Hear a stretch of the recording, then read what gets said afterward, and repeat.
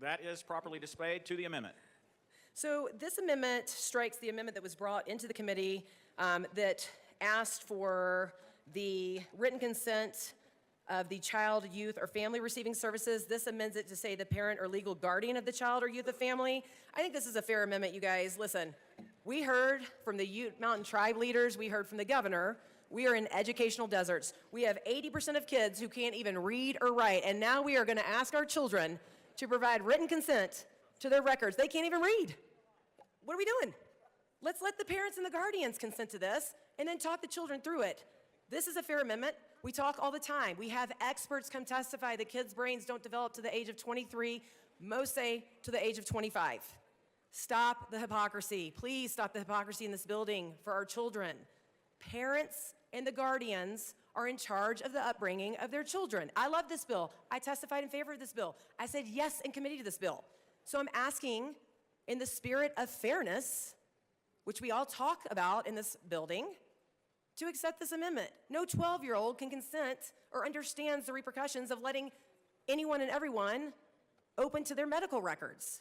I'm asking that the parent or legal guardian be the one consenting to it. It's a very minor change to protect children, which I think we're all on the same page of doing. Again, 80% of kids can't even read or write in our state. Maybe if we take that down a little bit, next year we can come back and allow 12-year-olds to consent to their medical records being given out. But until then, till their little brains develop a little bit better, let's make sure parents stay in charge of the upbringing of their children. I asked for an aye vote on this very fair amendment that I gave advance notice of. Thank you. This is a good program. Let's clean up the language. Please vote yes on this amendment. Thank you. Representative Paschal. The age is 12 and above, not 12 and below. 4-year-olds do not write consent on medical records.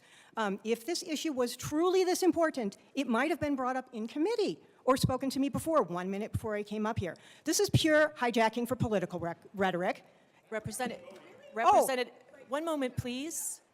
Representative Bradley, 1 moment, please. The rules apply to everyone. Paschal, I urge an aye vote. Representative No Paschal. vote. Yes, ma'am. We will stand in a brief recess. I'm going to take the high road. Again, CMP does not define child. So if you don't define child, it opens up a lot of loopholes. That was my only point. I did not say 4-year-olds are going to provide written consent. Hear me? I'm just saying that it just says child. And then it says youth.